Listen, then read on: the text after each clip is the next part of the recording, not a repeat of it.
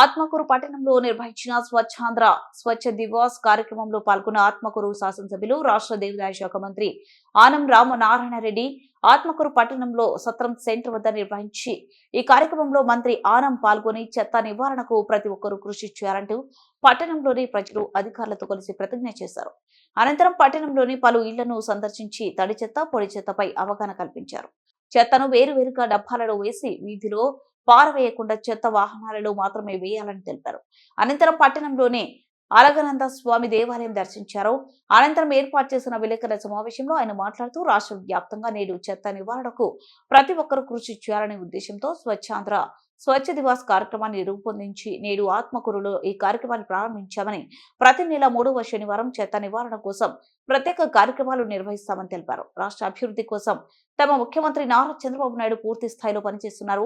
తన సొంత నియోజకవర్గమైన ఆత్మకూరు అభివృద్ధి కోసం తాను పూర్తి స్థాయిలో కృషి చేస్తున్నానని, గతంలో తాను శంకుస్థాపన చేసిన పథకాలే తిరిగి నేడు ప్రారంభిస్తున్నానని తెలిపారు.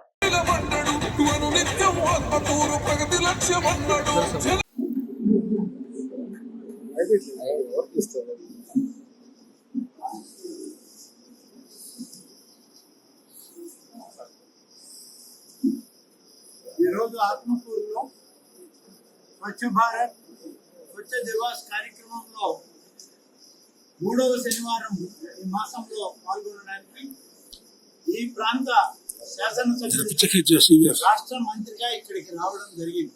సందర్భంలో తడి చెత్త పొడి చెత్తని వేరు చేయడం అనేటువంటి అవగాహన సదస్సులో పాల్గొని ప్రమాణాన్ని నిర్వహించి స్థానిక ప్రజలతో కలిసి కొన్ని ఇళ్లకు వెళ్ళి వాళ్ళు ఏ విధంగా చేస్తున్నారో పర్యవేక్షించడం కూడా. ఆ తర్వాత అలగనాథ స్వామి యొక్క ఆశీస్సులు తీసుకొని ఈ ఆత్మకూరులో జరిగే అభివృద్ధి కార్యక్రమాల్లో భాగంగా ఈ కళ్యాణ మండపానికి దేవాదాయ శాఖ ద్వారా 80 లక్షల రూపాయల్లో దేవాదాయ శాఖ 53 లక్షల రూపాయలు, అలాగే 36.5 లక్షల కమిటీ వాళ్ళు కలిపి ఈ కళ్యాణ మండపాన్ని పూర్తించడానికి డిపార్ట్మెంట్ ద్వారా జీవో విడుదల చేశారు.